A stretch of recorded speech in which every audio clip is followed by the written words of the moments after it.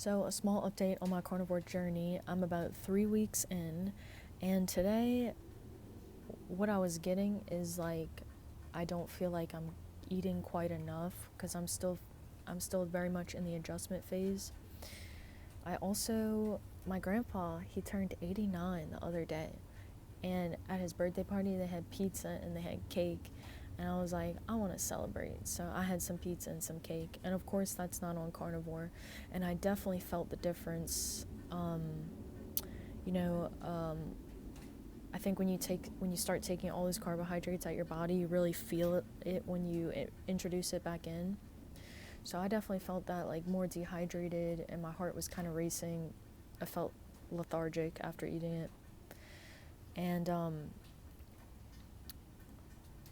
used to refer to like unhealthy foods.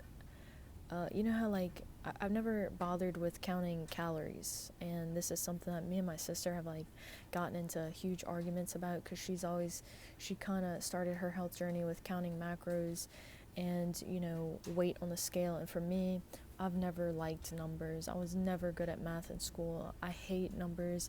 I like to look for patterns. I'm more of an abstract thinker. So even with doing weight training in the gym, like, I don't care about a number I reach. I care more about the feeling that I have when I'm training. So same thing with food. I've never counted macros.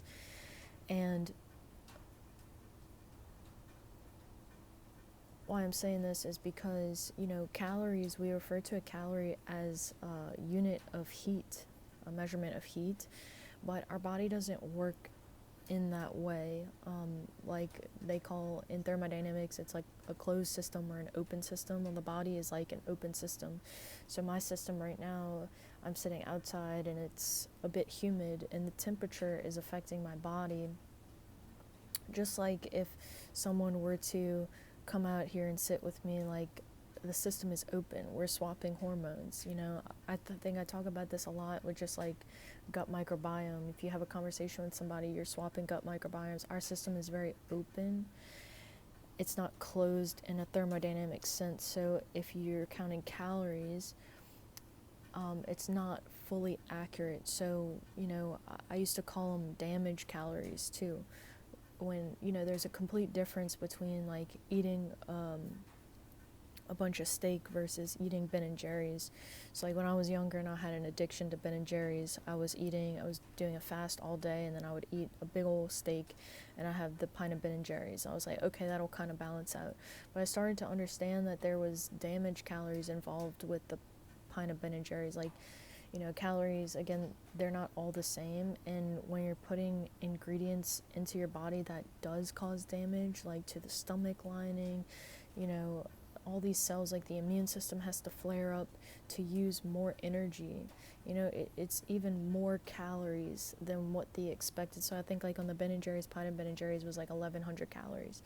And in my mind, I started to calculate. I'm like, okay, the way that I feel days after, like when I had the pizza and the cake with my grandfather, like I felt that for the last few days. Still trying to cleanse it out of my system. The last weekend I went to a wedding, I had alcohol. It took me probably like 4 days to start feeling normal again. So there is like some sense of like damage work that the immune system is doing. Yes, sure, we are more resilient, when we're younger and when we're healthy, but it doesn't necessarily mean that our body's not working harder. So I've never really counted calories for that reason, because our body is, it doesn't make sense to me. It's never made sense to me, because you could be going through a really stressful time. That say you lose someone in your family and you're grieving. Well, the stress response turns on, it elevates. Typically if people are grieving, they're going through a state of depression, they will lose weight. Why is someone losing weight? They're burning, they're using more energy. And same thing is, having a particular outlook on the world. Is the world a negative place or is it a positive place? That is dependent on like how my body will utilize energy too. Am I going to be in fight or flight or rest and digest? So I've never counted calories for that reason. It's never made sense to me. And too, when you look at the mitochondria, um, and their ability to use fat for fuel, beta oxidation, and the process of utilizing ketones as fuel, and that changing the thermodynamic system, it just, so there's so many factors that play into calories. So yeah, like I was saying, my number one thing right now is like, I'm not really going to restrict myself as far as timing of eating and the how much, because today I just felt like I could have just like kept eating all day. And that's what I've, listening to stories of other people who have gone on the diet, a lot of them will say that. I listened to a story today of a lady who was repairing her thyroid, and she said when she first started it, she was just eating nonstop. Like, she could not get enough beef in. It just felt like she could eat so much.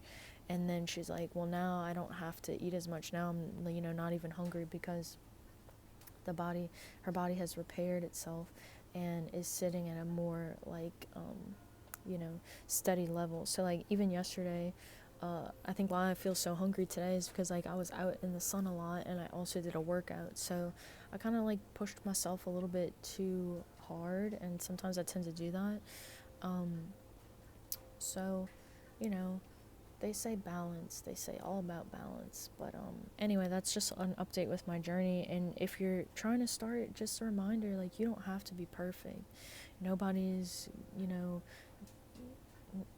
want to say nobody cares, but like, if you feel good, or if you feel like you want a change, or you feel like things are stagnant, like, the best thing to do is like acknowledge that stagnancy and that need for change is like the biochemistry is asking for something different. And the best and most immediate way to change how we feel is through the food that we're eating. So I think it's so beautiful. And last thing is really interesting is that on carnivore diet, you tend to poop less. I think that's very interesting, because they have this idea that like you need fiber to have a balanced diet, and like fiber is not considered an essential nutrient for us. We actually have no way to digest it. It has no, it's like kind of a wasteful product. They will say that it helps to feed back bacteria, but bacteria, cells, all that, they just need their amino and fatty acids. They don't care about fiber, and as long as we're getting essential protein and fat, that is all that our body needs. And so yeah, you poo a lot less on the carnivore diet, because you're actually utilizing the minerals and nutrients are more bioavailable, and as compared to plant compounds, a lot of things like even iron, these minerals, they're bound to phytonutrients and anti-nutrients, they're called. Same thing with iron is like the biggest thing, especially for women.